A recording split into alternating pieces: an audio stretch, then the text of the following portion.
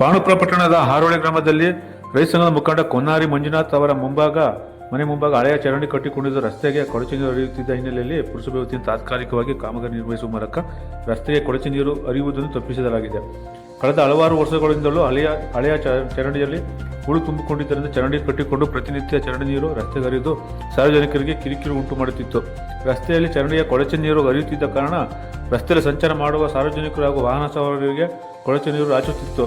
ಪಾದಚಾರಿಗಳು ಹಾಗೂ ವಾಯುವಿಹಾರಿಗಳಿಗೆ ಕೊಳಚೆ ನೀರನ್ನು ತುಳಿದುಕೊಂಡೇ ಸಾಗಬೇಕಾಗಿತ್ತು.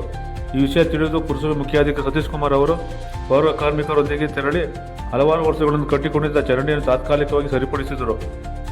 ಚರಂಡಿಯಲ್ಲಿ ತುಂಬಿಕೊಂಡಿದ್ದ ಹೂಳನ್ನು ಹೊರತೆಗೆಸಿದರು. ಇದರಿಂದಾಗಿ ಹಲವಾರು ವರ್ಷಗಳಿಂದ ರಸ್ತೆಗೆ ಚರಂಡಿ ನೀರು ಹರಿದು ಸಾರ್ವಜನಿಕರಿಗೆ ಉಂಟಾಗುತ್ತಿದ್ದ ಕಿರಿಕಿರಿಯನ್ನು ತಪ್ಪಿಸಿದಂತಾಗಿದೆ.